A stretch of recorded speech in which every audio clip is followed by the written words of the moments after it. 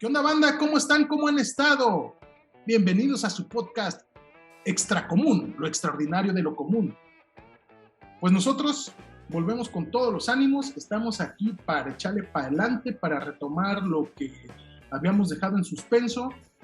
Hoy con un tema muy peculiar, pero que hace falta que lo tomemos como tal, como dice el dicho, el toro por los cuernos, que no en todos lados o no en muchas partes se ve o se toma desde otra perspectiva lo que no te cuentan de nosotros, enfocado a luchadores sociales, activistas sociales y políticos, o activistas sociales, activistas políticos, militantes de todos colores y sabores, pero como ya saben, nuestra inclinación, o más bien nuestra declaración tal cual como militantes de izquierda, pero sin dejar de lado la pluralidad a la que nos convoca este podcast, lo cotidiano, ¿sí? Ahí estamos todos en lo cotidiano, es totalmente plural el cotidiano, no distingue entre nada, ¿sí? Aunque pudiera y aunque fuera y aunque es tendencioso este podcast, no haremos esa distinción. Lo que no te cuentan de nosotros. Y el día de hoy, sin antes dejar de presentar y agradecer la presencia y la participación y la ayuda tan grande que es Leonardo Navarro, mi coanfitrión y amigo, gracias por estar aquí, por estar presente y por ayudarnos a aterrizar las cosas cuando ya nos andamos poniendo románticos. Muchas gracias por tu participación. Y nuestro invitado especial para hablar de él sobre este tema, nuestro protagonista, la estrella del baile, Zuni Sánchez Lima, dirigente de la CIOAC, de la Central Independiente de Obreros Agrícolas y Campesinos en Tlaxcala, y también que forma parte de la dirigencia nacional de la misma organización, recién electo hace unos días en el Congreso Nacional que tuvo lugar en la Ciudad de México. Sánchez Lima estudió la licenciatura de Ciencias Políticas y Administración Pública con una terminal de análisis político por la Universidad Autónoma de Tlaxcala. Tuvo la oportunidad de estudiar 7 semestres concluidos de Economía mediante la SUAYET de la UNAM. Actualmente presenta su entrevista para la maestría de análisis regionales en el CIDER de la AUT. Es cinta negra, primer dan de taekwondo, espero que no me cancelen por eso. De ocupación agricultor, cultivando principalmente maíz, cebada y trigo, militante de izquierda, activista social, político, dirigente estatal, como ya lo dije, de la Central Independiente de Obreros Agrícolas y Campesinos. Pues, sin más preámbulo y agradeciendo la presencia de mis amigos, iniciamos. Bueno, ¿sí? ¿Me escuchan? Probando. 1, 2, 3. 1, 2, 3. Buenas tardes, ¿cómo están, compañeros? Aquí de nuevo en su podcast Extracomún, con un invitado como lo es el camarada y compañero Zuni, militante de izquierda. Ya en la presentación dimos todo su contexto personal. El compañero Leo, que también nos acompaña, como siempre en todos los podcasts ahí presente. Y pues Zuni, directito al grano, para no andar con rodeos, ¿verdad? De hecho, nada más un paréntesis, en la mañana estuve viendo una entrevista que te hicieron, un medio local, ahí en Tlaxcala, ¿sí? Donde diste un preámbulo de lo que es la organización en la cual militamos, donde coincidimos ahí en nuestra lucha militante, y muy, muy interesante. Y aprovechando que ya dije que militamos en una organización juntos, ahí donde coincidimos en la lucha, quiero preguntarte y también a Leo para que hagamos como que la introducción y dejemos claro ese concepto, para que quien no pudiera tener el concepto claro, ¿sí? Nosotros al menos lo contextualicemos entre nosotros y con quien nos esté escuchando y viendo. Militante. ¿Qué es ser militante? ¿Qué significa ser militante? Y se la dejo a mi amigo Leo, que pueda contextualizar esta parte militante. Podamos continuar con la charla. Y hasta podemos tomar como referencia o punto de comparación lo que de repente la gente confunde tanto con militante como ser afiliado o agremiado a algún ente, ¿no? ¿Nos pudieras ayudar con eso, Leo?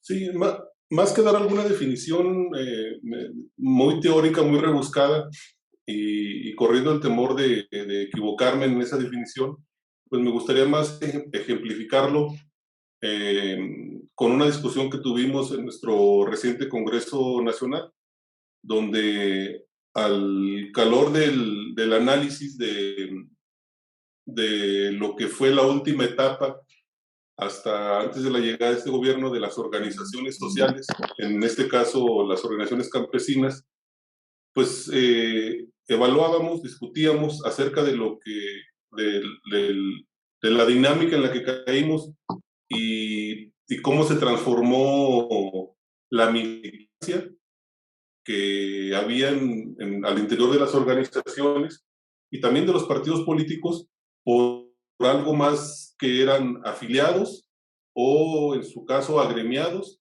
y como lo dice algún compañero de otra organización campesina, pues puros faperos, o sea, faperos en relación al programa FAPA que existía hasta antes de la entrada de este gobierno. Y las organizaciones en general se fueron llenando de gente que era solicitante de algún apoyo específico y olvidaron trabajar el sentido de pertenencia, el ponerse la camiseta, la formación política, y se dedicaron a conseguir grupos o personas en lo individual que no generaba ningún vínculo con las organizaciones más allá de lograr un objetivo específico, y al término de un periodo, si se lograba ese objetivo, se retiraban de las organizaciones, y si no se lograba, igual se retiraban de las organizaciones. Nosotros como organización ubicamos que a pesar del gran esfuerzo que hicimos a tal grado de llegar a construir físicamente una escuela de formación de cuadros y de un empuje de un número importante de compañeros dedicados exclusivamente a ese trabajo de formación, de concientización, pues caímos también en esa dinámica y pasamos en cierta medida a ser una organización de afiliados, de solicitantes de cosas en lo particular, y quedó de lado un poco lo de militante. Entonces nosotros, el resultado es que vamos a caminar hacia la consolidación de una organización de militantes, es decir, que no estamos en contra de que la gente quiera o necesite resolver una necesidad inmediata, pero la militancia va más allá, tiene que ver con compromisos más a largo plazo. En muchas ocasiones hemos dicho que la CIVAC, por ejemplo, dentro de sus documentos básicos, dice que imaginamos una sociedad donde no haya explotados ni explotadores. Entonces, en ese camino nosotros tenemos que transitar en el camino de la lucha de clases, y para eso hace falta recorrer el camino de la formación política, de la formación de cuadros, que nos lleve a consolidar una organización que sea de militantes. Sí resolver las necesidades particulares, pero quedarnos con la idea siempre que las transformaciones reales, que las grandes transformaciones no se van a hacer, no van a venir de ningún gobierno, van a venir en la medida que nosotros tengamos conciencia de que las grandes transformaciones vienen desde abajo, se empujan desde abajo y se logran independientemente del partido que esté en el poder. Entonces, esa es la comparación que hacemos más o menos de una organización de afiliados, de solicitantes, que es única y exclusivamente para resolver esa necesidad, y una organización de militantes que va mucho más allá, que trasciende a los programas, a los gobiernos, y por el bien de la nación, no solamente de la organización y de de quien está solicitando alguna cosa. Sí, y Peter, si me permites, abonando al tema de Leo, y ahorita que lo escuchaba, adelante. recordaba algunas de las cosas que han venido marcando la pauta entre la diferencia de lo que en su momento era el Partido Comunista Mexicano, principalmente, que tiene que ver obviamente con el tema de los procesos formativos del Partido Comunista a nivel internacional. Y creo que tiene que ver con esto, que lo decía bien Leo, tiene que ver con la formación de cuadros, ¿no? Yo veo una diferencia entre un militante que tiene una concepción ideológica de hacia dónde quiere ir, ¿no? Y la diferencia con un afiliado, pues solamente es como cubrir el tema de sus necesidades básicas, llamémosle así, fisiológicamente hablando, que tiene que cubrir sus necesidades de tener una vivienda digna, de tener una manera digna de cómo trabajar, un empleo, y también lo que tiene que ver con la salud, con la alimentación, ¿no? Pero el cuadro militante tiene que ver con un proceso de formación ideológica. De hecho, en algún momento en el Partido Comunista, y la historia nos dice, pues que en el caso particular de los militantes del Partido Comunista, tenían que pasar antes de ser militantes un proceso formativo que les pudiera llevar a lo largo de los años en constituirse con una carga ideológica que le pudiera permitir tener y ser parte de este cuadro militante, ¿no? Veo esta gran diferencia entre el militante que tiene una percepción ideológica de las cosas con la capacidad de razonar y el afiliado que únicamente busca cubrir sus necesidades básicas. Y nada más para aclarar ahí un poco que no se nos vaya el punto, es dejar claro que lo que acaban de comentar, ¿no? Militante es una persona con cierto nivel de conciencia a nivel político y social, ¿sí? Y o sea, independientemente si forma o no forma parte, o se afilia o no se afilia a algún partido, alguna organización, algún ente que aglutine más personas que piensan como él, de todos modos esta persona sigue con su militancia ideológica, independientemente de la que sea. En este caso nosotros militamos con una ideología de izquierda, ¿no? Hay otros que de otra manera, pero queda claro esa parte, que quede claro eso, pues. La militancia se lleva y se trae de siempre. No es algo que te pones y te quitas, como lo que sí pudiera ser la afiliación, ¿no? Te afilias y te desafilias. ¿Sí? Y hablando y haciendo como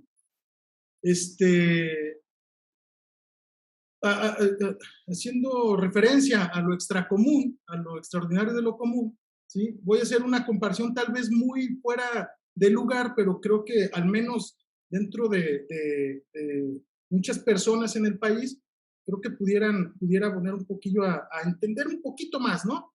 Porque ya lo dijimos de una manera, se explicó de una manera muy padre, ustedes dos dieron una explicación muy padre, pero quiero hacer una analogía, ¿va? El tema religioso y el tema espiritual. Supongamos que ser militante equivale a ser espiritual, ¿sí? Y afiliado equivale a ser religioso, a estar afiliado a alguna religión en particular, protestante, católica, budista, chalala, chalala. Pero independientemente a eso, que es mundano totalmente, ¿sí? Tenemos la parte espiritual, que mucha gente que incluso puede ser atea, puede ser agnóstica, puede ser lo que sea, puede llevar una vida espiritual muy profunda, ¿sí? Sin necesariamente ser parte de una religión, ¿sí? Entonces, es algo como que pudiéramos comparar con sus asegúnes, ¿verdad? Pues ya dando un poquito de contexto en cuanto a lo que es militante, ¿sí? Y dejar claro, bueno, no claro, pero al menos encaminamos un poco la percepción del concepto, ¿sí? O la definición del concepto entre nosotros, en un consenso. Ahora sí a lo que nos truje, ¿sí? A lo que nos truje es en tu vida, ¿sí?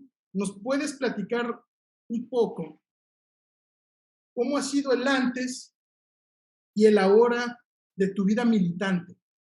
¿Sí? ¿En qué momento tú dijiste, chale, ya milito de una manera izquierdosa, ¿sí? A partir de hoy soy consciente de que tengo partido en una ideología. Sí, y creo que el contexto que lanzaste como pregunta ayuda mucho a que este cerebro empiece a generar recuerdos, ¿no? Bueno, Y nada surge por generación espontánea. Sin retomar a Darwin, es producto de un proceso evolutivo, ¿no? claro. Recordando que somos personas y las personas nos comportamos en dos factores, 50% por una carga genética y el otro 50% por el medio que te influye, ¿no? Puede haber personas que vienen de entes y genes revolucionarios, pero el medio quizá no influye, Ujú. ¿no? Y puede haber personas que vienen de un proceso formativo nada revolucionario, llamémosle así, pero el medio influye totalmente a que surja de esta manera la concepción del razonamiento de que un mundo mejor es posible, ¿no? Entonces me hacía referencia a que uno no escoge dónde nacer, pero yo nací en una familia donde el concepto revolucionario empezaba con esa efervescencia de cuadros militantes, ¿no? Ujú. Aunque en el caso particular de mi padre, sus padres son o fueron analfabetas, ¿no? Mi abuelo paterno, cuando llega al pueblo donde vivimos, pues él no llega hablando español, él hablaba una lengua materna que era náhuatl, ¿no? Órale. Y entonces él contextualiza su idiosincrasia como una situación de explotación. Obviamente mi padre tiene la oportunidad de una chispa de lectura y salir a estudiar a la Ciudad de México y eso le permite que empiece un proceso formativo. Ahora, cuando yo nazco, ¿no? Soy el mayor de 3 hijos, pero entonces yo nazco rodeado de lecturas revolucionarias y nazco rodeado de música de protesta, ¿no? Yo no vi la televisión sino hasta que entré a la primaria, porque no teníamos televisión. Lo que mi madre me daba era pues lecturas de Rius, ¿no? Órale. Este, a Amparo Ochoa, Soledad Bravo, José de Molina. Entonces mi concepción era todo el momento de un proceso revolucionario, ¿no? De hecho, cuando yo entro a la escuela, para mí fue el choque brutal con el hispano, como dice el himno de Tlaxcala, porque yo a la realidad que me enfrento es una realidad pues que yo no conocía, ¿no? O sea, yo no conocía esa realidad de ese mundo real. Yo vivía en un sueño, llamémosle así, hasta cierto punto revolucionario, ¿no? Yo tengo como referencia que de repente mis compañeritos pues hablaban de los pitufos o cosas así. Yo no sabía ni qué era eso. O sea, yo no lo concebía porque yo no lo veía. Mafalda era como mi caricatura, ¿no? Entonces eso me va formando. Yo no sé si intencional o no intencionalmente por mis padres, principalmente mi madre, porque mi padre andaba haciendo la toma de tierras y cosas en ese sentido, ¿no? Entonces yo recuerdo mucho cuando en cuarto año de primaria empezaba ahí un tema de alguna situación de educación de civismo y se salió el tema del 68, ¿no? Entonces, ese profesor había sido presidente municipal del PRI, ¿no? Entonces, pues yo venía del proceso radical o llamémoslo así, del ente de la izquierda, yo decía que los estudiantes habían sido masacrados, asesinados, porque querían un mundo diferente. Y él, pues yo, imagínense, cuarto año y él ya una persona mayor se pone a discutir conmigo, que eso no era cierto, ¿no? Entonces yo de repente, cuando podría estar pensando en jugar canicas, en jugar el trompo, pues andaba yo ya concebiendo el tema de la revolución, ¿no? Ujú. Entonces eso me va formando a tal grado que también estuve involucrado todo el tiempo en el proceso agropecuario, que aunque no teníamos tierras como tal, porque el ejidatario era mi abuelo, un reparto de tierras, mi padre por andar en el tema de la organización social, pues él no concebió el tema de ser ejidatario, ¿no? Entonces, en esa parte, pues sí, sembrábamos, pero rentando tierras. Entonces, me surge un amor por la tierra, por el tema del cuidado de los pollos, de los borregos. Entonces, a mí me va concibiendo que yo quería ser ingeniero agrónomo y entrar a Chapingo, ¿no? Quizás porque algunos de los ingenieros que venían a también ayudar a organizar a los grupos de campesinos, pues yo los veía hasta cierto punto que se veía padre, hasta cómo vestían los chapingueros, ¿no?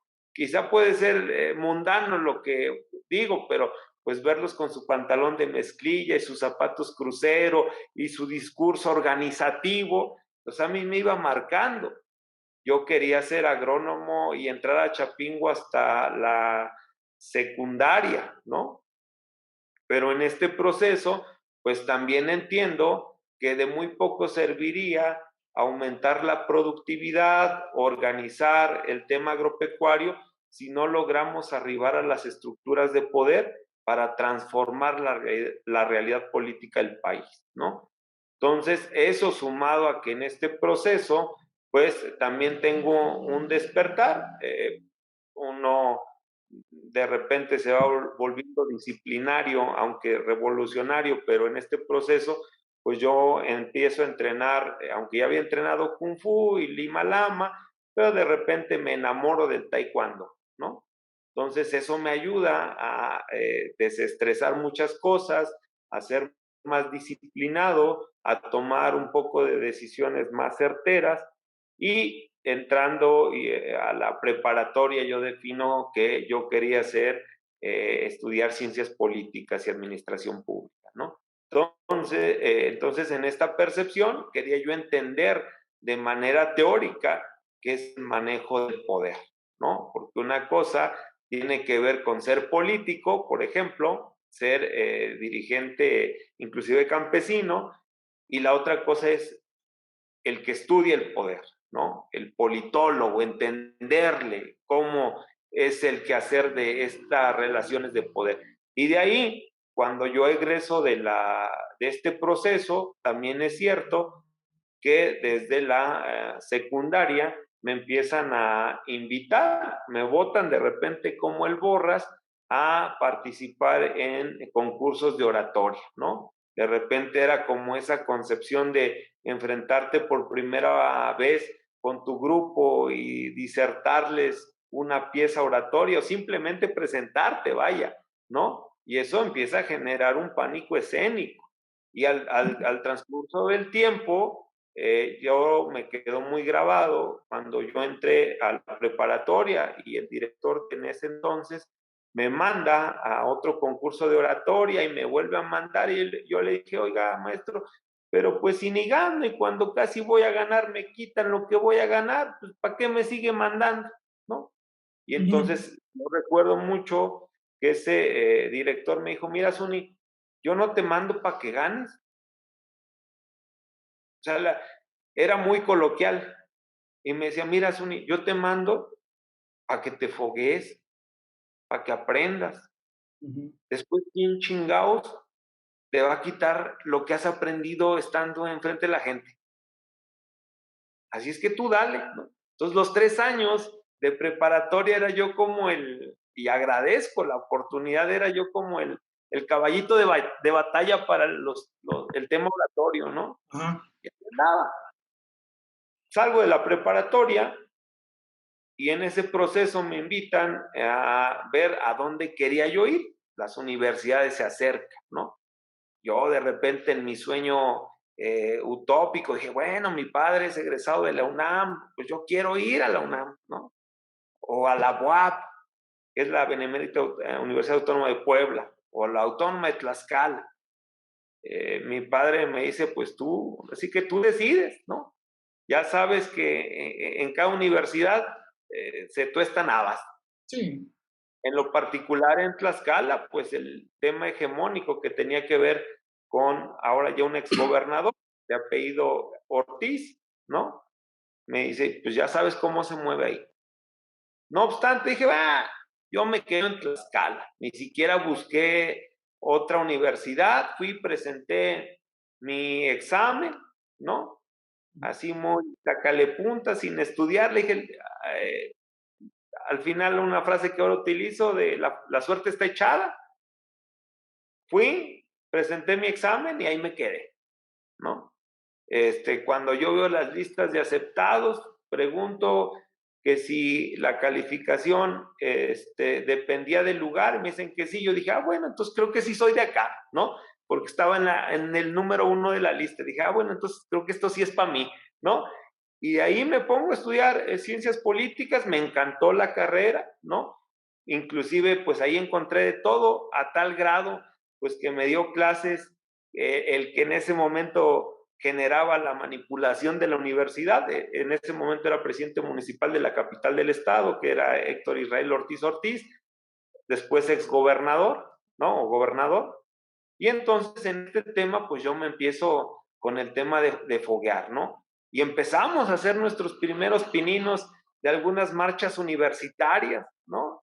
Y empiezo a generar ahí un tema de conflicto a tal grado que la élite de la universidad pues me mandó a decir que le bajara, ¿no? Porque al final de cuentas, pues eso generaba conflicto al interior de la universidad.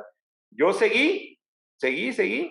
Después me vuelven a mandar a decir, obviamente me investigaron y ya sabían la referencia familiar y me dijeron, bueno, a ti en lo particular, ya sabemos de dónde vienes, no te podemos hacer nada, a ti.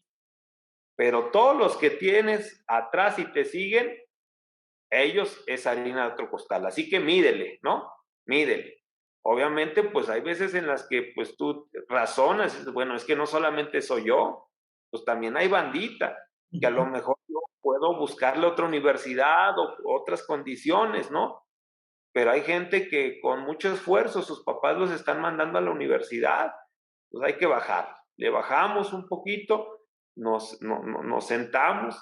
En algún momento también era cantado el tiro, porque como era yo jefe de grupo, pues dijeron a lo que va después es a ser consejero universitario, ¿no?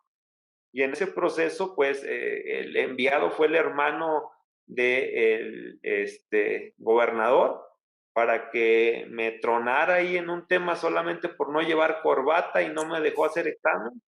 Y ya, el reglamento decía en ese momento que si tú tenías una materia reprobada, pues no podías acceder a poder ser consejero universitario, ¿no?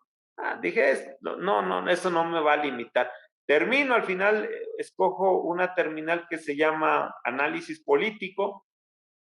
Sin embargo, siempre el gobernador en turno, en ese momento mi ex profesor, pues me invitaba a participar primero en la campaña, después en el proceso del ejercicio del gobierno. Yo digo que no, por todo lo que se vivía al interior de la universidad.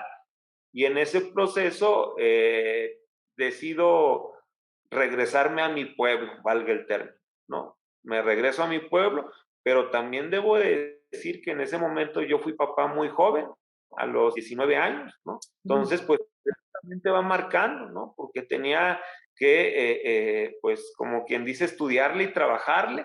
Entonces, yo ya había, después de 7 años, ya había obtenido el grado de cinta negra primer dan, y pues me puse a dar clases de taekwondo, ¿no? Pues para poder solventar algunos gastos familiares con el tema de mis hijos, y le dimos para adelante. Y entonces pues en ese momento era cumplir con la escuela. Yo viajaba solamente un año viví en la capital del estado, el otro tiempo lo tuve que viajar 4 años de mi pueblo, que es el municipio de Alzayanca, la capital del estado. Entonces yo a las 4 de la mañana me tenía que parar, 4:30 más tardar para bañarme y tomar el camión, y de ahí entrar a la universidad a las 7 de la mañana, ¿no?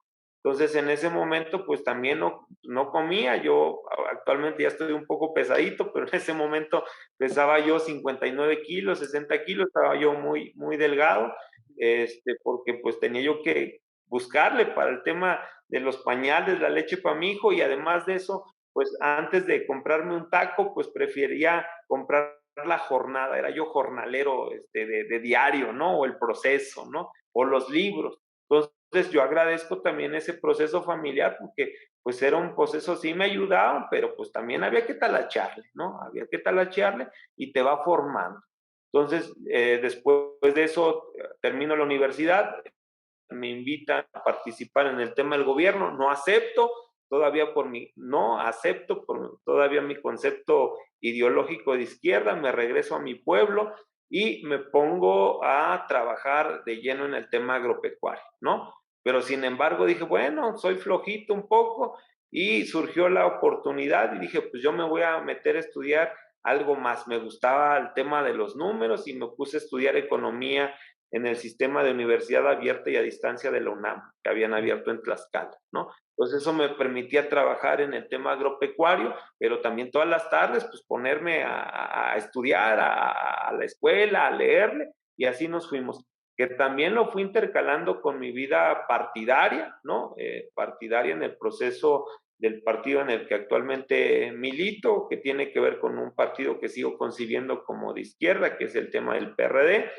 Y entonces ahí voy participando, asumiendo desde el escalafón más pequeño que tiene que ver con representante de casilla, representante del Consejo Municipal, representante de distrito, ahí cubrir espacios para ser candidato, aunque de repente ves complicado ganar, pero ahí formarnos en la planilla, pero también no dejo el tema de las luchas campesinas, ¿no? Yo empiezo desde muy pequeño a participar en las luchas campesinas, yo les digo que vengo del cuadro rudo, en las marchas, ¿no? Tomando dependencias.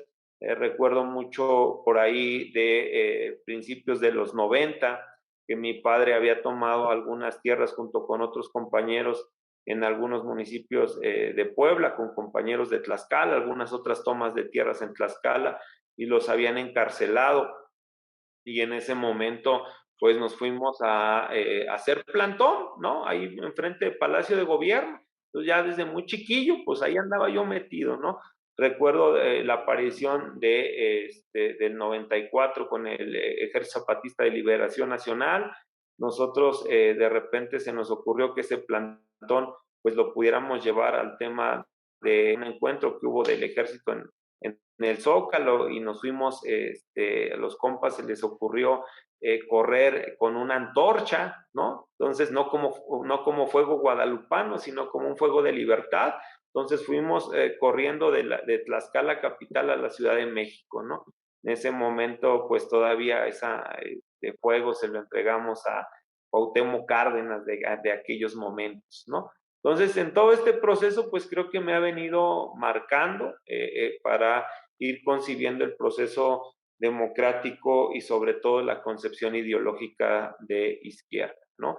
Desde ver a los compas con mucho sufrimiento, recuerdo todavía con cierta tristeza y nostalgia las primeras marchas a las que yo acudía y que los compañeros eran pues asesinados y de todos los compas pues que decían sus nombres porque habían perdido la vida por un país más libre, más democrático, y pues de repente fue un choque brutal también para mí, pues muy pequeño, ¿no? Si esto era para mí, mis padres de repente me decían, oye, Zuni, es que pues tú estás muy chiquillo y como que no estás disfrutando tu niñez, creo que no te debes de involucrar mucho en esto, debes creo que concebir, no estar en las reuniones de grandes, ya no participar en esto de las campañas o el tema de las reuniones organizativas. Y dije, no, esto es lo mío, bueno, pues esperemos que no te choque, ¿no? No te choque. Y pues creo que no me chocó, no me chocó, que aquí seguimos y lo disfruto bastante. Entonces yo me considero un cuadro, pues no solamente, llamémosle así, participativo, sino un cuadro militante, porque no solamente lo pienso, sino también lo siento, la lucha social en este país. No sé si has escuchado al general Federico Valle de repente decir que esto, a pesar de que es complicado, es difícil andar en la lucha, se llega a volver hasta vicio. Ya lo necesitas, Sí, ¿sí? O sea, que se llega a volver hasta vicio. Pero bueno, él lo dice de esa manera coloquial, ¿no? Pero la verdad es que la conciencia, no sé, tuvimos la oportunidad, coincidimos en eso, Leo y yo, de haber ido a la Escuela de Cuadros a Brasil, la Florestan Fernández. Y para mí en lo particular, ahorita que te escucho, también me llené de nostalgia, para mí esa etapa fue un despertar, ¿sí? Un trancazo, trasca, ¿sí? Despierta, traes como que aires de algo, pero aquí te vas a alinear y te aclaras, ¿no? O sea, aclaras tus ideas, no tanto. Y después de eso, de repente platicamos, chino, ¿para qué fui? Sí, ¿para qué, cabrón? O sea, porque ya no veo la vida igual, ya no la veo igual, ya la veo con total responsabilidad y no puedo cerrar los ojos ante injusticias, ante las desigualdades, ante toda esa sarta de cosas que le conmueven a uno y le duelen porque las vivimos, no solamente porque las vemos y nos las platican, ¿no? Tú acabas de platicar tu historia y coincidimos mucho, venimos, tal vez no tenemos la misma trayectoria para nada, pero sí tenemos similitudes, ¿no? Porque somos de gente de abajo, ¿sí? Del pueblo. Tío, así es la cosa. Leo, ¿algo que quieras agregar, compartir aquí? Sí, no, indudablemente que el formato de este podcast está diseñado para eso, para que nos conozcan, como creo que lo comentaba ayer con Pedro, como decía Villa, para que nos conozcan por lo que somos, no por lo que dicen que somos. Y todo esto que acabas de narrarnos, así de manera muy, muy rápida, pues da cuenta de por qué la persona o el dirigente, el militante que eres ahora.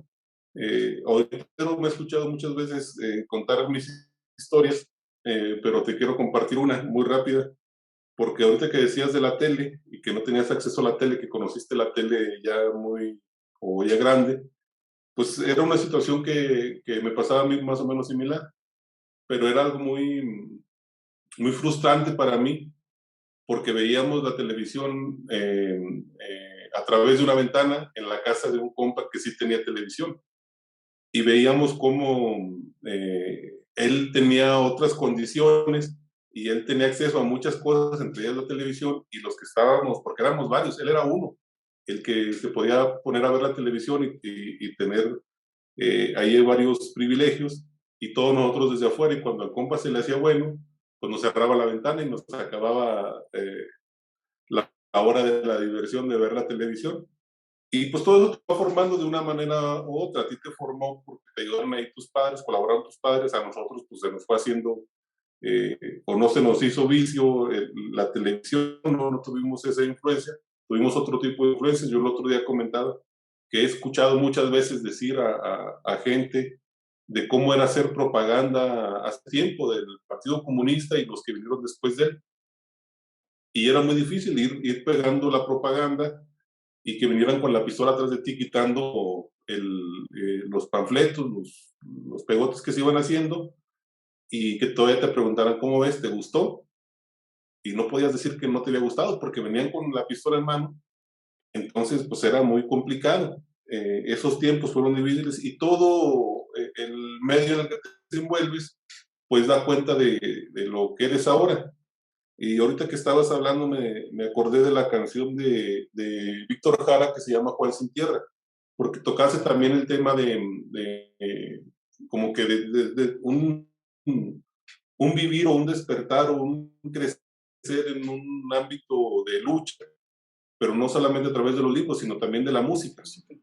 Y que sin lugar a duda la cultura juega un papel determinante en la formación, aunque en la época en la que vivimos pues esté muy invisibilizada.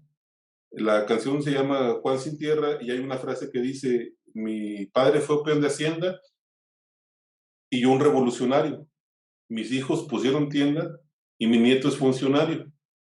Y eso te lo digo por lo que tú comentabas de cómo creciste, pero también para llegar o avanzar en este diálogo, porque cómo ves tú en los partidos, en los diferentes partidos, y en el que tú dices que militas, o en el que has militado, porque los partidos no son perfectos, ni en el que tú militas, ni en el que está en el poder, ni los que estuvieron anteriormente en el poder. De hecho, hay una crítica muy dura hacia los partidos que se hacen o que hacemos, y donde vemos cómo no hay impulso por los nuevos cuadros, pero sí vemos cómo son los hijos de los hijos o los nietos, y son las familias, son las esposas, son los hermanos los que van tomando puestos, y este acceso al poder se nos dificulta mucho a través de los partidos políticos. El poder también genera vicios y no quieren perderse en cualquiera de los partidos. Hay unos más corruptos que otros, pero a final de cuentas ahí está la corrupción y está este apoderamiento de los espacios y que no te dejan crecer. Entonces, ¿cómo ves tú esta cuestión de lo cerrado que es poder acceder a los espacios en los partidos políticos? ¿Y cómo ves tú que sin poner ejemplos ya particulares aquí, porque no es la idea de señalar a nadie, pero hay dirigentes que han sido revolucionarios y sus hijos vemos cuál es su visión ahora y decimos, bueno, pues, pero este no es hijo de tal o cual cuadro revolucionario, o mismos cuadros revolucionarios que llegan al poder, no estoy diciendo el nombre de nadie, pero que en su vida hicieron o criticaron grandes cosas y en el poder se convierten en lo que criticaron. ¿Cómo ves tú esa situación y cómo ves el acceso a esos espacios dentro de los partidos políticos? Sí, no, hombre, yo creo que nos da para muchas pláticas y para muchas tertulias, pero bueno, trataremos de sintetizar y créeme que me vienen muchas cosas a la mente. Una frase que mi madre me repetía mucho en una canción también, que decía, estudiantes incendiarios que luego fueron bomberos, los hallas en el gobierno o en otro buen basurero, ¿no? Como muchos de los que se convierten en líderes universitarios, ¿no? Y sin poner nombres, nos vienen a la mente muchos, ahora pues son funcionarios, ¿no? Pero también es cierto que hay muchos compas líderes que les giró la ardilla, pero cuando decía mi madre, y bueno, que son un buen basurero, pues frustrados, ¿no? En el abandono. ¿Cómo lograr, sin que entremos al Dalai Lama y la espiritualidad que decía Peter, el punto medio de las cosas? ¿Cómo logramos equilibrar que podamos generar condiciones? Porque también entiendo, no es malo estar en el gobierno, o sea, porque si no es un tema de polarización. El punto es cuando llegues al gobierno, ¿qué quieres hacer como cuadro gobernante? ¿Reproducir lo mismo que el sistema ha generado o de verdad poner en práctica las cosas que has concebido como una parte diferente de esta sociedad? Y la otra, que también recuerda alguna frase que utilizaba ya extinto ex militante del Partido Mexicano Socialista y del Partido Mexicano de los Trabajadores, Eberto Castillo, que decía también, pues es que muchos compas pues quieren arribar al poder no por amor al pueblo, sino por odio al otro, a quien está ahí. Y entonces el odio es peligroso, porque entonces lo que quieres hacer cuando llegas es convertirte en la parte a la que tú criticaste. Y dicen que del amor a los... del proletariado, podríamos decirle, Misuni. Pues llámale de esa manera, que también efectivamente al final es dictadura, ¿no? Entonces, Esos son los riesgos. Así es, y en este proceso, también me viene la otra parte, poniendo un poco de teoría. Pareto, en un libro que se llama La circulación de las élites, dice que al final no es que esté un gobierno diferente, sino que al final son élites en el poder. Y entonces lo que tú comentas, efectivamente, quizá en algún momento en el partido gobernante, pues era una sola élite que estaba en el poder y que no había otra manera. Ahora hay otros partidos que también tienen sus pequeñas élites, pero sin embargo, hagamos un recuento y cada uno creo que lo vivimos en nuestros estados, pero me voy al tema nacional, los que gobiernan, independientemente de que haya estado el PRI, de que haya estado el PAN o de que ahorita esté Morena, pues es la misma élite gobernante y nos pasa en los estados. Y pongo el ejemplo de Tlaxcala. Pues y creo que nos pasó con muchos de los partidos que supuestamente surgieron en la transición democrática. Pues solamente surgieron en el proceso de nombre, de bandera, pero no de las estructuras de poder, porque al final de cuentas siguen siendo lo mismo y se convirtió en un juego peligroso, porque entonces la gente tacha, todos son los mismos. Pues claro que todos son los mismos, porque son producto de la misma élite en el poder. Y pongo el ejemplo Tlaxcala. Fue de los primeros estados en los que hubo transición, en el 98. Pero quien gana, Alfonso Sánchez Anaya, era un cuadro del mismo élite en el poder que venía de años atrás con Emilio Sánchez Piedras. 4 gobernadores atrás, por lo menos. Y después, ¿quién llega después de Alfonso Sánchez Anaya, que quería aventarse ahí, rifársela con el tema de su esposa? Llega después Héctor Israel Ortiz Ortiz, que les decía, pero que también viene de la misma élite del PRI. Y llega después Mariano González Arur, otro de la misma élite, esa que les decía. Y ahora llega al gobierno por Morena, por la izquierda. Y bueno, un poquito antes Marco, que fue cuñado de la actual gobernadora con Cuño.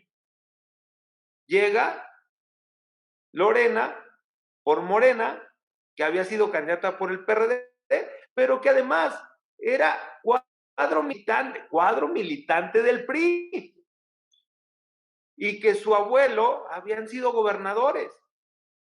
Entonces, ¿de verdad hay una transición en el ejercicio del poder? No, no lo hay, ¿no? Entonces, en este proceso, creo que al final de cuentas también tiene que ver con este ejercicio. ¿Cómo hacemos para que podamos generar en esta teoría de la circulación de las élites? Somos ahorita, él lo decía, como zorros acechando el poder.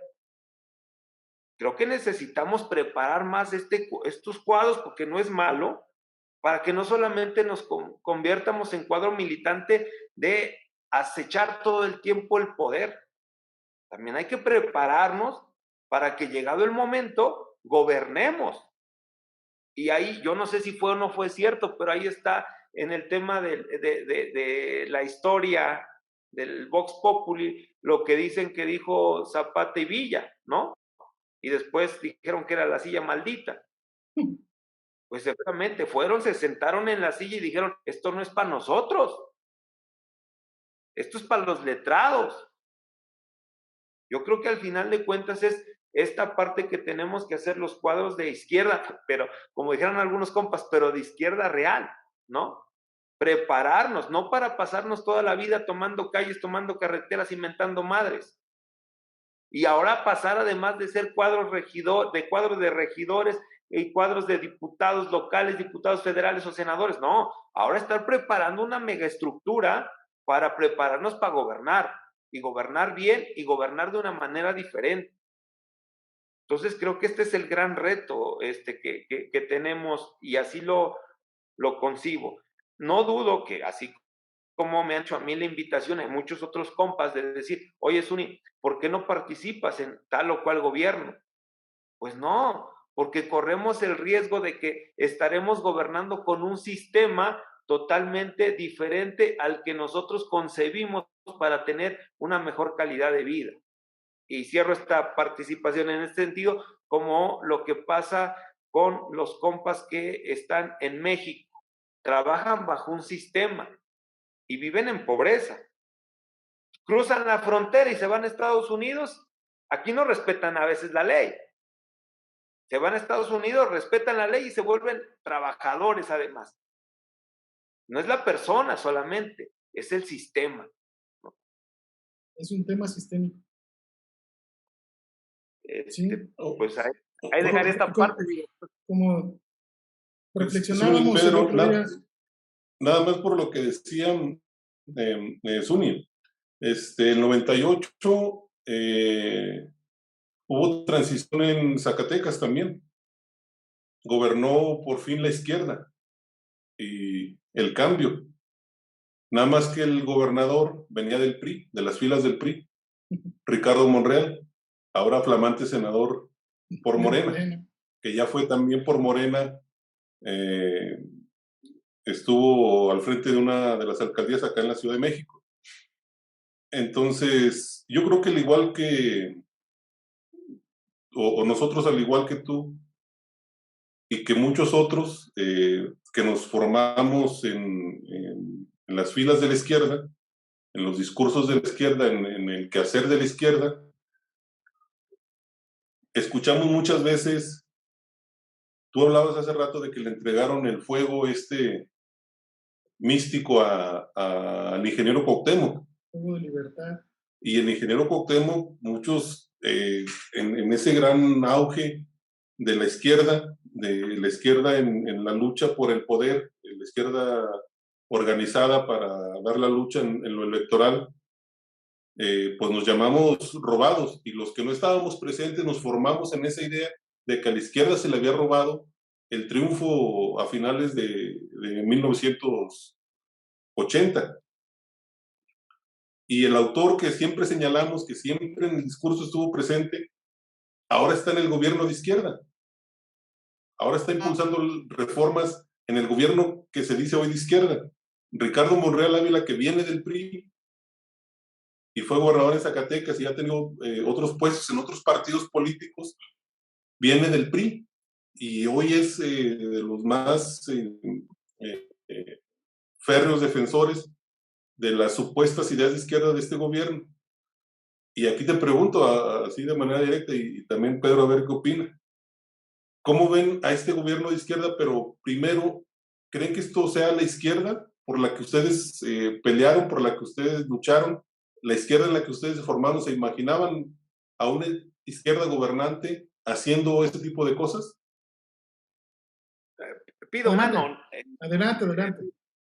Mira, Zuni, eres el protagonista, tú entra. Bueno, en este proceso, y me recuerda mucho porque recuerdo cuando presenté mi tesis en esta concepción, y me dice al final la doctora que me calificó en el sínodo, presidí el sínodo, a ver, Zuni, hice referencia al tema del 98, hice referencia a la Ciudad de México, donde ya veníamos gobernando desde el 97. Y fue una pregunta que para mí fue como una cubeta de agua fría, y lo digo porque mi corazoncito late a la izquierda, ¿no? Y porque yo había puesto ahí un tema de algunos chispazos de gobiernos de izquierda, y entonces me dice, a ver. Pregunta final. ¿Crees que la izquierda ha gobernado la Ciudad de México? Madres, ¿no? Segundos, no. Hemos tenido oportunidad de demostrar algunas cosas, y me refería a la concepción de quiénes han sido los cuadros gobernantes. En el caso particular de Tlaxcala lo ponía como ejemplo, y ahorita me voy al tema nacional, y creo que es lo mismo que pasó en Chiapas, y lo mismo que pasó en Guerrero, lo mismo que pasó en Zacatecas, lo mismo que en su momento pasó en Sinaloa con este gobierno de coalición, y aparecía ahí el solecito de un partido que se dice de izquierda, ¿no? PRD. Pero al final de cuentas los cuadros gobernantes que están siguen siendo esos del sistema capitalista, y que le hemos puesto neoliberal y post-neoliberal. porque los compas de abajo, formados en la izquierda, en territorio, para lo único que ellos lo conciben es como para los cuadros que sirven para ir a pegar la propaganda en su momento, para repartir volantes, para ir a tocar, pero no son cuadros dirigentes para gobernar, ¿no? Y ponía el ejemplo de Tlaxcala, porque en su momento toda esa concepción de los compas en el 98 que venían gobernando del PRI, pues lo siguieron estando. Lo único de los flamantes puestos que llegó a tener la izquierda de los más grandes fue un compa que había sido diputado por el PSUM y que en su momento solamente los primeros años fue secretario de gobierno, porque además lo cooptaron, lo limitaron y después lo sacaron. Y los demás compañeros que los conformaron con algún puestecito de segundo nivel, pues no pudieron tener operatividad en la toma de decisiones del gobierno. Y ahora me voy a lo que sucede en la parte nacional. Yo he dicho que quien gobierna no es de izquierda, y no es de izquierda no solamente porque ha choteado el nombre, sino porque partíamos de esta charla con dos cosas. Una, que la concepción del hombre tiene que ver en su proceso de su carga genética, y el otro que tiene que ver con su proceso formativo. Y Andrés Manuel, que actualmente es presidente de la República, pues al final de cuentas no fue formado en un proceso realmente de lo que es un cuadro militante izquierdo. A esta edad que yo tengo, 38 años, yo creo que quienes me escuchan y yo mismo, aunque voy a ir concibiendo la vida de una manera diferente, pero desde la concepción de la izquierda, yo me considero un cuadro militante formado a estos 38 años. Pues a esta edad, Andrés Manuel estaba en un proceso militante de los cuadros del PRI. Cuando él sale de la universidad, no sabe pedir casi chamba, pues él ya sale para trabajar en el Instituto Nacional Indigenista, pagado, como dice la canción de Silvio Rodríguez de Harapos. Pues qué fácil es criticar la guerra desde 1000 kilómetros, qué fácil es armar a los indígenas chontales, pero pagado, que le entiendan o no le entiendan, él les lleva un sustento a su familia. Y después de eso, pues se viene ahí a armar algunas cosas que tenían que ver con el tema alimentario, otra vez pagado por el gobierno. Y después de eso se vuelve presidente del PRI y hasta le hace el himno al PRI en Tabasco. Y después de ese proceso viene el 88, efectivamente, de esa corriente de decisión del PRI, ya forman parte del Frente Democrático, que él no se integra luego al tema del PRD, se vuelve candidato. No percibe, entiendo que hay un acuerdo de poder y lo vuelven y lo nombran presidente del PRD en Tabasco.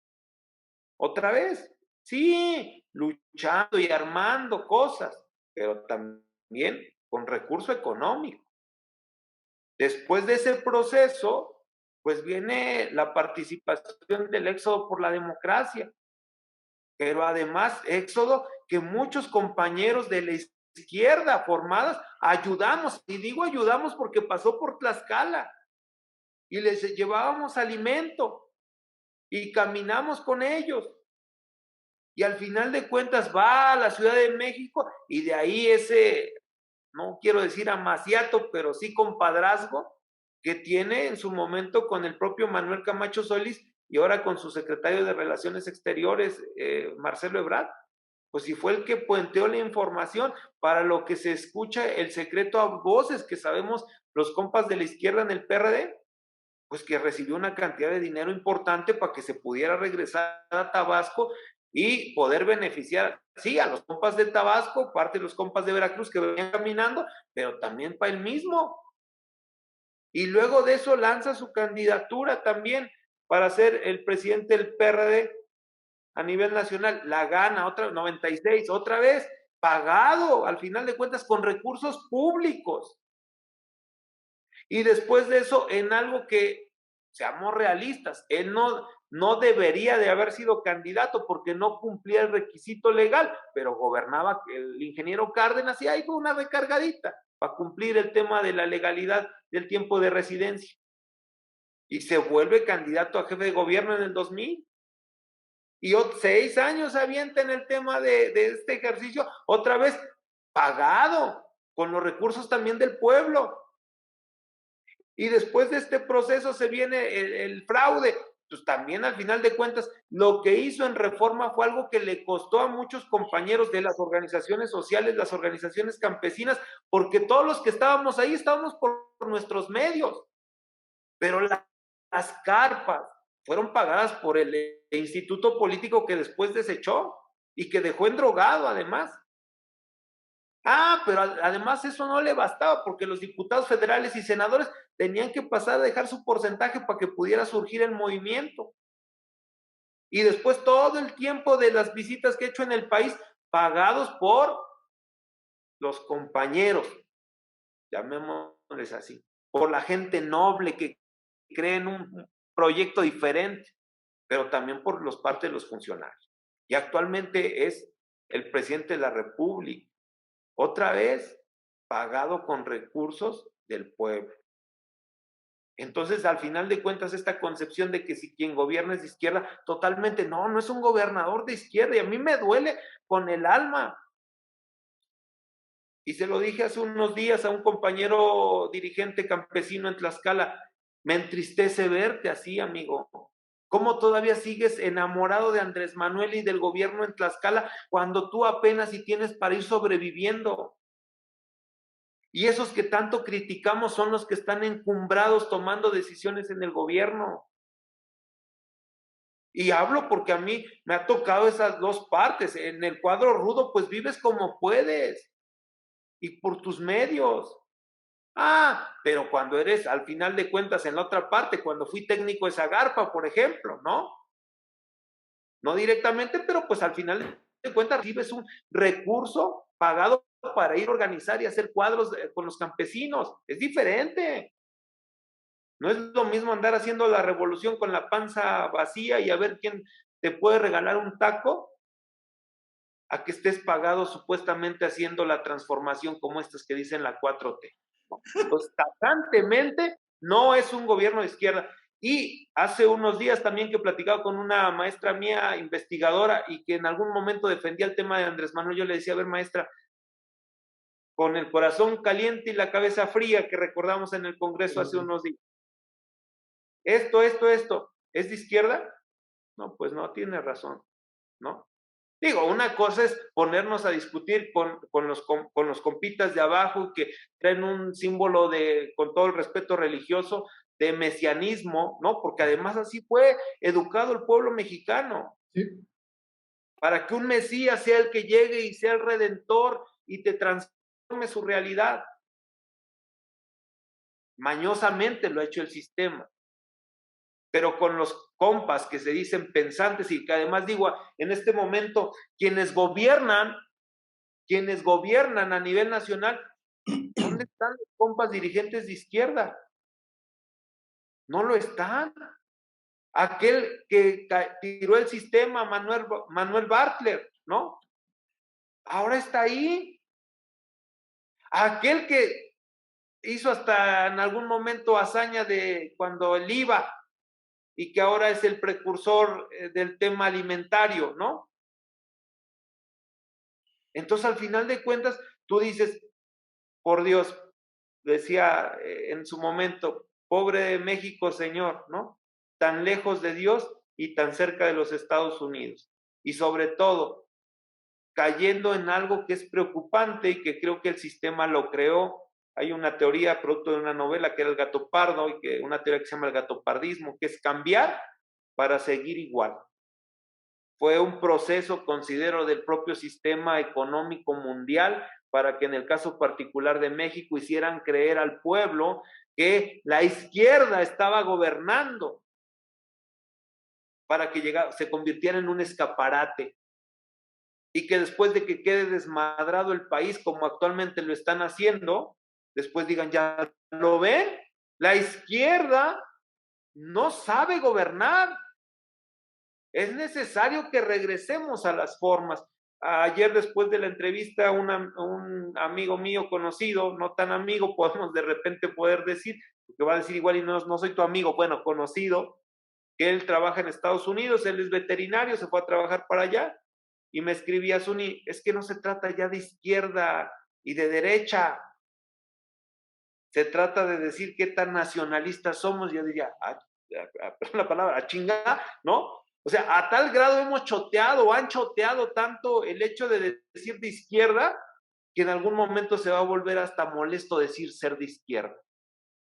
Así como en algún momento ser de izquierda era peligroso porque te concebían anticristiano, comunista, ateo, ¿no? Come Después niños. se va a decir así como de, eres de izquierda porque eres la parte fea que dejó en la pobreza este país. Cierro. Pero precisamente ese es el objetivo principal de esta cápsula, ¿no? De este espacio.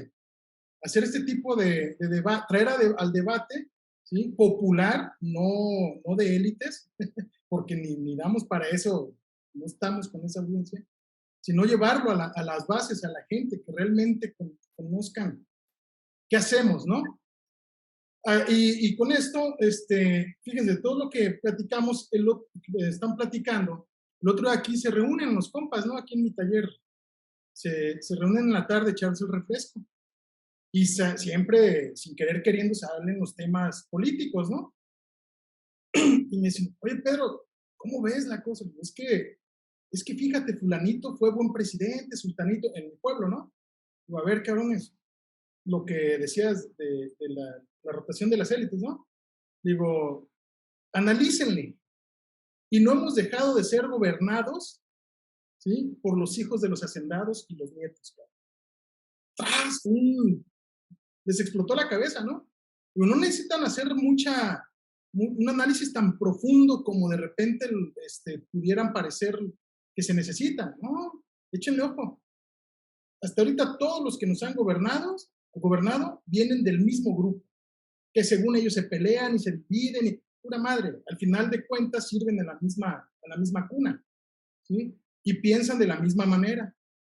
Y mientras ustedes sigan creyendo que ese carajo condescendiente, porque esos son condescendientes, te soban el lomo y te hacen sentir que formas parte de su grupo y de la gente que está cercana y que se va a traducir al pueblo, pues, ¿no? Y así nos está pasando a nivel nacional, o sea, seguimos gobernados por el capital, ¿sí? Por el sistema que tiene sus preferidos, sus favoritos, son los que se les cuadra, y mientras no cambiemos de raíz eso, vamos a seguir en la misma. Podemos seguir platicando y analizando, pero vamos a seguir en la misma situación, porque al final del día el poder económico está poniendo a sus lacayos. Andrés Manuel no es la diferencia.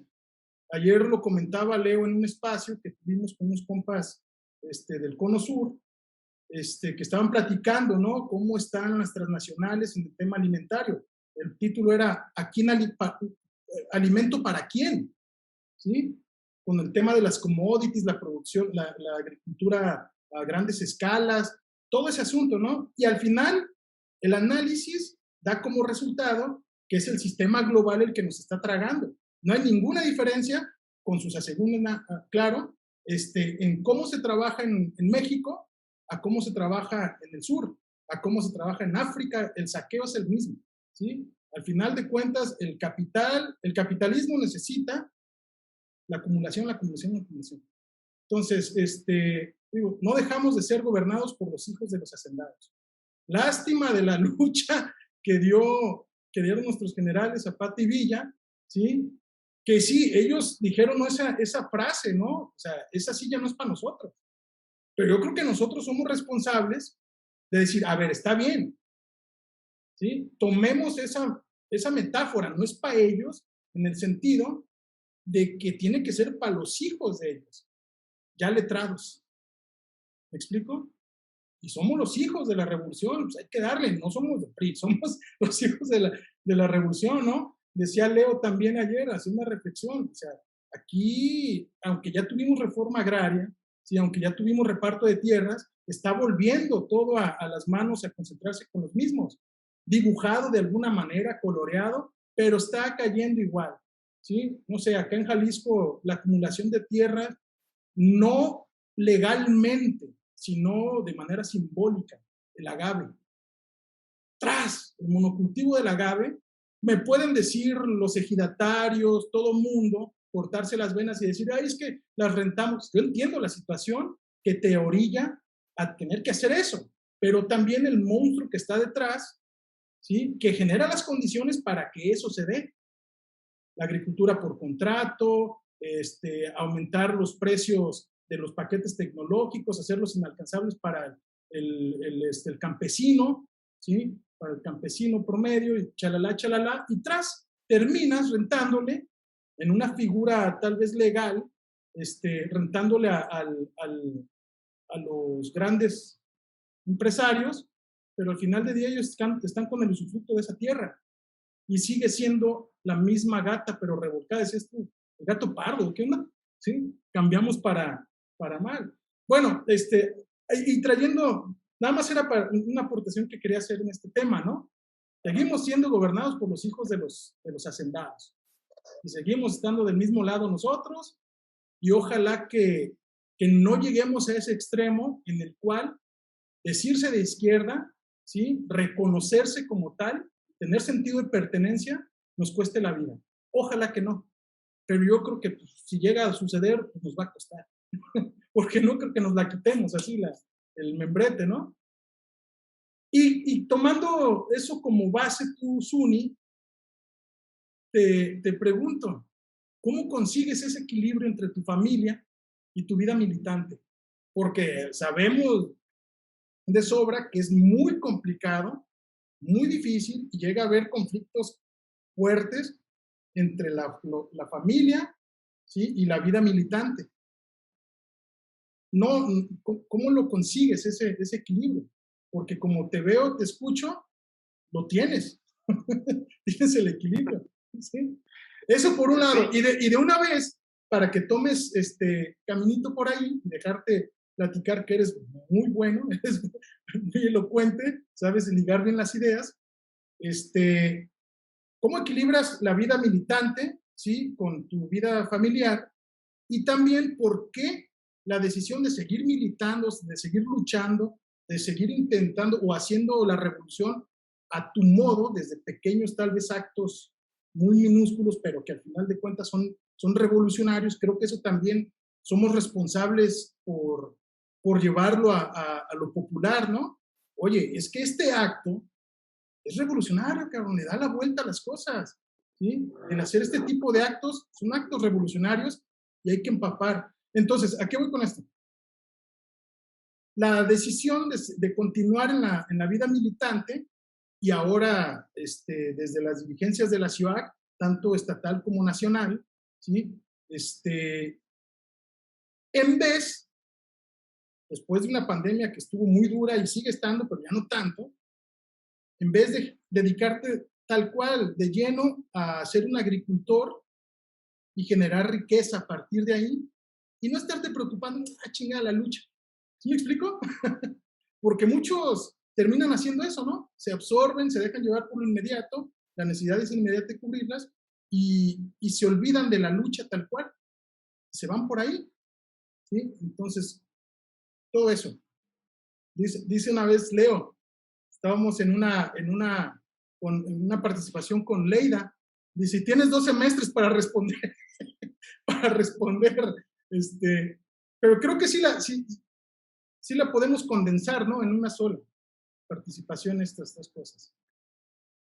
Sí, con la primera pregunta y entrando, dijeras tú, de lo común y que sea algo más, un poquito metiendo en lo particular, que creo que también no tiene nada de malo, es como seguimos siendo hombres de carne y hueso, ¿no? Hombres y mujeres de carne y hueso y que también lloramos y que también sentimos y que también reímos y que también comemos y que también deseamos algo diferente, ¿no? Así es. Créeme que no ha sido una tarea sencilla. Yo creo que también tiene que ver con los procesos de formación, ¿no? Yo, en el caso particular de este proceso familiar, tiene que ver con que uno no busca en muchas ocasiones lo que viviste en tu casa, ¿no? Yo tuve la fortuna de que mi madre sea una persona muy resiliente, demasiado resiliente. Este, comparte el tema de su momento con mi padre, y que debo de decir lo que yo disfruté a mi padre, pues ya está muy grande, que pues él pues lo veía nada más a ratitos, ¿no? Metido en la lucha organizada. Entonces, en este proceso son tareas que he buscado equilibrar, y que mi proceso formativo en esto que tiene que ver con el deporte que platicaba, ayuda a refrescar la mente en muchas ocasiones. El tema de estudiarle la historia te va llenando de herramientas, el leer. Pero una cosa es la teoría, llamémosle así, la parte teórica, y la otra cosa es pues, lo que te toca vivir, ¿no? Creo que una de las partes, y dicen que al final el ser humano se va realizando cuando, ¿no? Hace un libro, planta un árbol, tiene un hijo, por decir las cosas básicas. Yo decía esta parte que tuve la oportunidad de tener mis primeros dos hijos, ¿no? Muy joven, a los 19, y luego a los 21 años, ¿no? Entonces, esto me hace primero tener un hijo, una hija, ¿no? Que ahora pues ya tienen, pues uno ya mayoría de edad y la otra camino a ser mayor de edad. Los primeros años, y yo agradezco lo que mi madre me hizo, dijéramos nosotros, o la sociedad dice muy mandilón, ¿no? Me dio las herramientas necesarias para no depender de que si me lavan, que si me planchan, de que si me hacen de comer. Yo lo hago desde muy pequeño, porque además cuando mi madre no estaba, por andar también en las reuniones y en eso, pues yo ayudaba, yo era el mayor, y entonces pues yo les hacía de comer a mis hermanos, ¿no? Y lo disfruto hacer, o sea, para mí no fue ni ha sido una carga.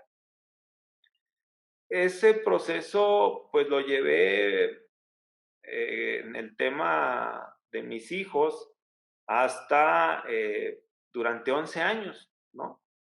Pero también es cierto que viene la otra parte, y quizás son situaciones muy personales, pero pues creo que es importante compartirlo, que alguien más va a decir, ¿y cómo logras el equilibrio, no?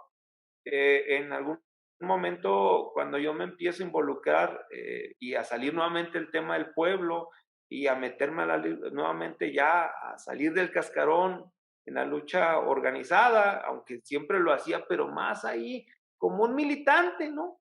Ajá. La marcha, pues vamos a la marcha, ¿no?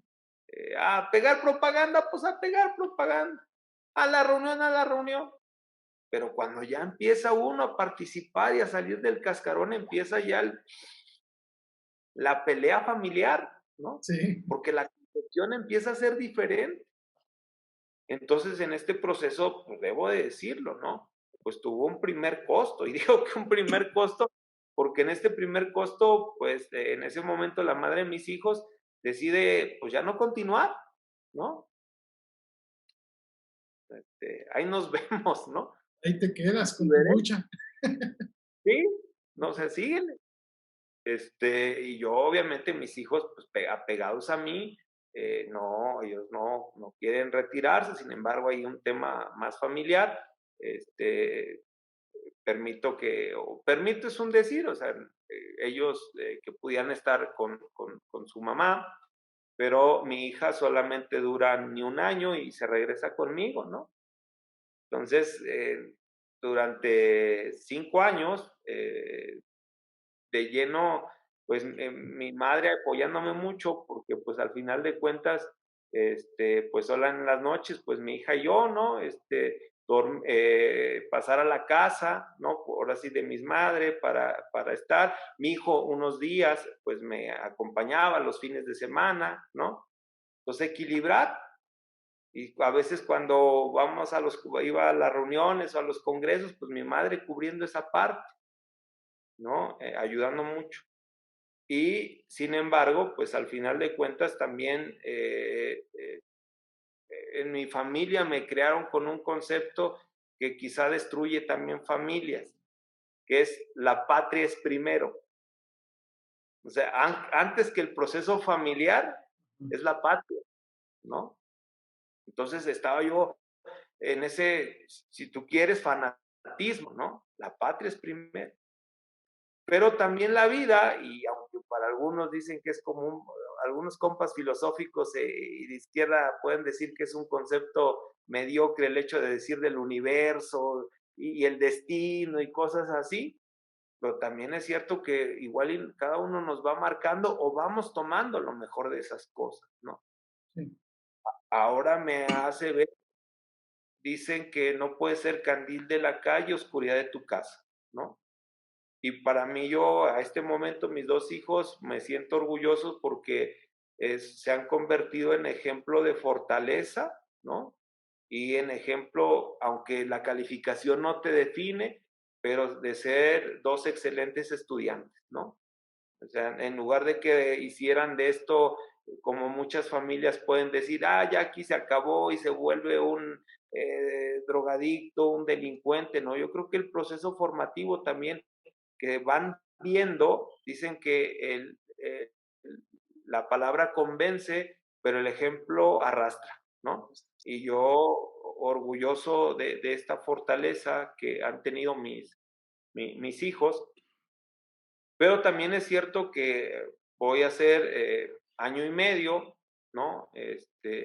Que formalicé un matrimonio con mi esposa, ¿no? Y también es la otra parte interesante, ¿no? Yo soy un revolucionario en muchos de los sentidos. En algún momento hasta no me considero o no me consideraba ateo, porque el ateísmo también tiene toda una serie de principios, sino más bien un libre pensador en algún momento, creador del tema del universo, relegando un poquito el tema de la religiosidad y de Dios, pero en el tema de mi esposa, ella es, y lo debo decir, ella es 100% religiosa, ¿no? O sea, ella en algún momento, pues así ellos lo conciben, ¿no? Como servidores de Dios o de la palabra, ¿no? En algún momento inclusive misionera, ¿no? Y entonces pues es como esta plática en el año que duramos como tal de noviazgo, valga el término, ¿no? Es las pláticas de cómo concibes a Dios y cómo no lo concibes, ¿no? Debo de decir que en esta parte me ha ayudado porque también en algún momento mi discurso, llamémosle así, era muy agresivo, ¿no? Y me ha ayudado a centrarme en el tema del respeto a la religiosidad, ¿no? A que tienes derecho a creer o no creer, ¿no? Eso es cierto, y luego en este proceso pues he ayudado a neutralizar. Yo espero que además esta edad pues es una madurez totalmente diferente. En el caso particular de mi esposa, además, ella es psicóloga de profesión, ¿no? Tiene una maestría en educación, da clases a niños especiales, ¿no? Entonces, pues es como vas concibiendo esta parte también, ¿no?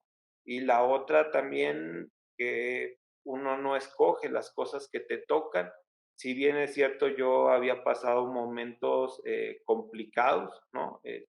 Con mi pequeña, cuando ella tenía 1 año 9 meses, se le fue por ahí un cacahuate a sus pulmones, entonces fue muy complicado el proceso, afortunadamente, y eso te va marcando también para decir, tienes que seguir en la lucha, ¿no? Sí. En ese momento el aparato que se requería no lo tenía un hospital público, lo tenía solamente un hospital privado, era muy caro, ¿no?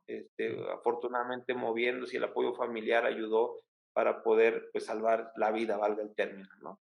Entonces en ese proceso también la otra, mi padre hace 5 años un poquito antes. De hecho, él cuando se retira, pues se retira con un tema de enfermedad. Le detectan un tumor cerebral, ¿no? Entonces, afortunadamente, pues después de mucho peregrinar en el tema público, y ya cuando estaban para operarlo, pues ya los propios médicos dijeron, ¿sabe qué? Pero los aparatos especializados no los tenemos nosotros, los tienen los privados, pero los rentan, ¿no? Y se requieren ya para no poner en riesgo su vida. Pues a moverse, ¿no? De un día para otro. Entonces, todo eso en lugar de que te desanime, te anima más a seguir en la lucha, ¿no? Entonces, afortunadamente sale todo bien y yo disfruto, en el mejor de los sentidos, ahora a mi padre verlo realizando sus actividades agropecuarias, ¿no? Y eso me llena. Y voy a hacer hace un año, mes de diciembre del año antepasado, mi hijo lamentablemente sufre un accidente muy grave, ¿no? Entonces, lo agarra la máquina cosechadora, ¿no? Entonces le agarra sus piernas, con una situación muy, muy, muy difícil, muy complicada, pero afortunadamente, pues también debo decirlo, ayudado de pues las relaciones políticas, pues me ayuda a tener que en el sistema público, en el tema del ISSSTE, pudiera recibir una buena atención, ¿no? Después de 11 entradas a quirófano, ¿no? Si una operación es complicada, ahora imagínate 11, ¿no? Sí. Es muy complicada, pues logra una, pues salvar una pierna, la otra lamentablemente parte de su pierna se la tuvieron que retirar, ¿no? Entonces, pues ahora con el tema de, es muy personal quizá lo que platico, pero pues también te marca, ¿no? Ahora con esa parte, pues el poderlo yo estar fuerte, no me podía caer, ¿no? Ayudarlo para que vuelva a integrar de la manera más normal que sea posible, y creo que ahí vamos a avanzar, ¿no? Y bien es cierto, entonces paso a esta parte que me ha venido marcando en esta concepción, porque pues, somos eso que nos ha tocado vivir. Y bien ayudamos esas piedras para golpearnos y flagelarnos, o bien para poder construir cimientos y poder construir una obra bien bonita de nuestra vida, ¿no? Entonces, en este proceso, pues a lo que voy es a la siguiente pregunta que comentaste, que hiciste. ¿Por qué a pesar de la pandemia y de la madriza que me ha dado la vida, ¿no? De decir, no, ahí muera todo, la gente en algún momento que apoyas no te agradece, ¿por qué seguirle? ¿Por qué no mejor te dedicas a hacer solamente lo tuyo, ¿no? Yo creo que tiene que ver con eso. La familia me ha enseñado, y yo lo he concebido, que cuando dicen los compas cubanos de pioneros por el comunismo, seremos como el Che, yo creo que tiene que ver con eso, que la capacidad de raciocinio tiene que estar muy conectada con el corazón, ¿no? Donde lo que haces no lo haces por un beneficio meramente de interés económico personal, sino lo haces por amor al prójimo, ¿no? Y decía José Molina en algunas de las canciones, ¿no? Pues al final decir, y recuerdo esa conferencia o plática enigmática que dio el expresidente Salvador Allende en la Universidad de Guadalajara, ¿no? Pues al final de cuentas concebir el verbo de Cristo, ¿no? De cristianismo, de comunismo, que tiene que ver con la comunidad, ¿no? Sin ser tan religioso, creo que tengo un amor muy grande por el tema del prójimo, pero sobre todo también por los seres humanos, ¿no? Ser humano al final de cuentas. Y por eso he hecho y la vida nos va dando esta oportunidad. Fui candidato a la presidencia municipal de mi pueblo en ese lapso complicado de mi vida y una pregunta que mi hijo me dijo si yo seguiría el tema de la candidatura después de más de 2 meses de estar en hospital, yo de lleno con mi hijo, yo dije sí, ¿no? O sea, esto tiene que ser y trascender más allá. Cómo hacer del discurso una realidad, ¿no? cómo hacer de eso que yo pude tener la oportunidad para que mi hijo en lo personal pudiera estar y estar bien, cómo ayudamos a otras personas, que esto no sea por algo que se vive en México, que sea por amiguismo, por compadrazgo, que tiene que ser un derecho universal, ¿no? No lo hablo porque lo leí, sino pues lo hablo porque me ha tocado vivir, ¿no? Sabrá el universo o Dios mismo hacia dónde nos va a llevar el destino, y ahora después de esa candidatura a la presidencia que no se logró, y yo he dicho que no se pierde lo que no se tiene, ¿no? O sea, no perdí nada, gané mucha experiencia, gané más temple, ¿no? En este quehacer que yo era muy nervioso de pequeño, los años te tienen que ir haciendo más resiliente y más paciente, y a los meses de que no se da la candidatura y yo me metí de lleno para seguir con la rehabilitación de mi hijo, me hablan los compañeros del Nacional, de la CIUAC, dicho está de paso, pues ya vamos a hacer, parece que fue ayer, pero 7 años militando como cuadro militante en la CIUAC, y donde he tenido la oportunidad de conocer a grandes personas como ustedes, ¿no? Yo recuerdo mucho las pláticas del general, la plática del compa Cecilio, ¿no? Donde en algún momento me veía tan romantizado con el tema de la guerrilla, ¿no? Y yo le agradezco mucho y se me quedan sus palabras porque él fue un compa, pues, exguerrillero, al final también exiliado de este país, y me dijo, yo creo que me vio tan romántico en el sueño de la guerrilla, era la transformación, que me dijo, Zuni, compa, camarada, creo que no es la salida.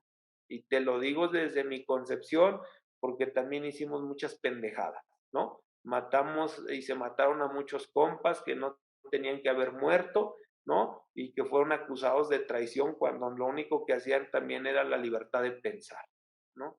Entonces son cosas que te van marcando. Yo a la ciudad no la conozco de hace 7 años, la conozco por la misma historia de la lucha, pues yo puedo decir que de toda la vida, ¿no? Y porque además muchos compas del Partido Comunista, del PSUM, pues vienen de ese proceso formativo de la propia ciudad. Entonces, por eso dice la canción que por eso y muchas otras cosas más, he decidido continuar, y ahora la vida me ha dado la oportunidad no solamente de ser cuadro rudo, de ser cuadro técnico durante casi 9 años, arrastrando el lápiz, haciendo proyectos, conociendo las reglas de operación. Ahora tenemos esta nueva oportunidad que agradezco a los compañeros de ser cuadro dirigente. Y tengo un gran reto, no hacia afuera, sino personal, para que en estos 3 años a los que me han conferido los compañeros ser dirigente en Tlaxcala, para poder poner en práctica todas estas herramientas en la mejor de la medida posible para transformar esta realidad, ¿no? Y también este es un precio a pagar, y así lo digo. Yo hasta hace algunas fechas pertenecía a algún grupo político, en el caso del partido en el que milito, ¿no? Uno de ellos que actualmente no lo dirige de nombre, pero sí de forma es diputado local, y me pedía que yo no me fuera, ¿no? Que no me fuera a ese grupo, que retomara el tema inclusive de asumir una secretaría técnica en el Congreso, o de ser el representante del partido en el que milito en Tlaxcala, y mi respuesta fue contundente, no, ni siquiera lo pensé, no, no, no. Y aunque eso me podía dar estabilidad económica, desarrollo profesional, como algunos así lo ven, no, no, y no me arrepiento, ¿no? He asumido este papel de verdad con toda la intención de que el discurso se vuelva realidad. Ahora que está el tema de la 4T y de el famoso revocación de mandato, ya por ahí hubo un enviado en algún momento del gobierno que nos brindarían facilidades siempre y cuando participáramos en la promoción de esto. Mi respuesta fue, no, nos vemos después, ¿no? Veo lo más recalcitrante de lo que fue el modelo priista, y lo platicaba hace unos días con una colega politóloga. ¿Cómo es posible que ahora ¿no? Lo que tanto criticaron, ahora lo están reproduciendo y creo que fue a nivel nacional lo que se vivió en Tlaxcala. Los funcionarios públicos promoviendo un proceso electoral, porque eso es. Sí. Los sindicatos promoviendo el culto al presidente, ¿no? Un besamanos, ¿no? Eso y otra cosa. Presidentes municipales, los propios gobernadores, violentando la ley y las instituciones que ha costado tanta sangre desde la posición de izquierda. Es de verdad muy arrogante lo que hace. Y yo creo que el hecho de decir ser revolucionario y ser de izquierda, aunque pueda sonar, y lo retomo lo que en algún momento Leo decía, no, la revolución no se lleva en los labios para morir, para vivir de ella, se lleva para morir por ella. Y Leo le decía, no hay que morir, mejor hay que vivir, ¿no? Y hay que vivir porque los otros nos quisieran muertos, y hay que vivir para poder transformar esta realidad, ¿no? Para que no solamente se quede en discurso, ni seamos solamente estudiantes incendiarios, ni solamente estemos en algún momento, si aspiramos, y fue parte del Congreso Nacional de la ciudad el fin de semana pasada, y que también agradezco la invitación que hicieron los compañeros para formar parte de la Dirección Nacional, un gran reto también que tenemos para poder aprovecharnos de estos medios digitales de comunicación que tienen su cosa mala, pero también tienen su cosa buena, y creo que una de esas buenas es poder interactuar a la distancia, poder arrastrar el lápiz, poder compartir las ideas, porque no somos dueños de la verdad absoluta, pero sí podemos ayudar a que seamos la voz de los sin voz. Y por eso decido continuar mi lucha organizada en esto que es la ciudad. Pues muchas gracias, Zuni, muchas gracias por abrirte, por mostrarnos ese ser humano que eres, ¿sí? Por mostrarnos esa parte tan propia, pero que también la compartes ante todos. Muchas gracias. Creo que eso ayuda a la comprensión más a fondo de qué es lo que hacemos, de quiénes somos, ¿no? Como dice Leo, que decía Pancho Villa, ¿sí? Para que vean lo que somos y no lo que dicen que somos, ¿verdad? Muchísimas gracias. A reserva de que Leo tenga alguna aportación, ya para cerrar, ¿sí? Insisto, te agradezco, ¿sí? Vamos a tener esto para que sea hasta incluso material, ¿sí? Para los espacios de formación dentro de la CIOAC, ¿sí? Porque hay cosas muy importantes que se pueden rescatar. Y aprovecho, quiero invitarte de una vez, como ya es costumbre casi el cerrar los capítulos, a otro espacio donde podamos debatir las ideas tal cual, ¿sí? Esto es un tema más biográfico, ¿sí? Un espacio donde podamos debatirlo, y no tanto debatirlo, sino que nos des una cátedra de tus conocimientos, ¿sí? Y nos aportes, ¿va? Para el mejor entendimiento de algunos conceptos que hace falta aclararlos, y también llevarlos ahí a la base con la gente. Leo, ¿algo que gustes aportar? Sí, quisiera compartir una anécdota que nos pasó o que conté a su vez también en el Congreso recién pasado en Tlaxcala. Y lo hice sabiendo que el general Federico Valle no cuenta esa parte de esos pasajes de su vida, esos pasajes de la historia. Y les compartí a los compas de Tlaxcala que estaban ahí participando en el Congreso, que cuando Federico fue diputado federal, al llegar a ese espacio, en un evento que tuvimos, él ofreció, no recuerdo si el 30, el 40% de su sueldo para la ciudad, porque él había llegado por la ciudad, aunque llegó como partido por el PRD, pues su respaldo lo obtiene en la organización, en la ciudad en la cual somos militantes. Y entonces él dice que va a apoyar, además del trabajo legislativo y lo que conlleva, pues económicamente a la organización.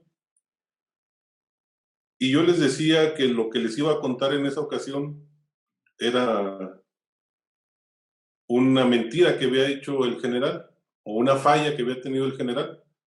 Y al estarles diciendo eso, pues vi que los compas se sorprendieron, porque no es común que alguien diga que el general falló. Y la falla fue que no dio el 40%, el 30%, no recuerdo cuánto había ofrecido, con cuánto había ofrecido apoyar su sueldo. Terminó dando, no sé, el 70, el 80% destinándolo a tareas de la organización, no para uno o para otro, como apoyo económico directo, sino destinado a las tareas que en su conjunto la ciudad desarrolla. Entonces, pues, yo les quiero decir que el general falló en esta ocasión. Y como esa, también fue diputado local en Zacatecas, y ahí lo que hizo fue firmar un cheque, no firmar un cheque, firmar un poder para que el partido cobrara su sueldo como diputado, y el partido a su vez le destinaba un sueldo a él, que era un porcentaje muy bajo, del sueldo que él tenía como diputado. Y fue una anécdota que les quise contar en el Congreso de Tlaxcala. Después ya pasamos a la elección del nuevo comité y agotamos los temas, y ya cuando no había temas que contar o que abordar, ni siquiera teníamos contemplado que siempre se pone de otros. La mamá de Zuni pidió la palabra. Y yo sí dije, no, ¿cómo le va a dar la palabra a la señora? Pues está muy orgullosa de que su hijo esté formando parte de la dirección del secretario general, pues entonces va a decir, pues que como en un papel de madre, pues, el orgullo que le da que su hijo esté, ¿no? Pero tampoco pues, tenía argumentos para negarle el uso de la voz. O sea, no porque ya no hubiera temas, se les iba a excluir. Además, la mamá de Zuni estaba participando como delegada al Congreso. Pues abrimos el uso de la voz para la señora, y para mi sorpresa lo que hizo fue decirles a los recién electos, al comité estatal, que lo único que les pedía es que fueran conscientes del papel que tenían que jugar y que fueran de la calidad del general, de Federico, haciendo alusión a la anécdota que les acababa de contar. O sea, de ese tipo de dirigentes queremos que ustedes sean, en ese tipo de dirigentes queremos que ustedes se conviertan. Y pues a mí me impactó mucho y me hizo recordar algo que también decía Zuni ahorita, una carta que leyó Fidel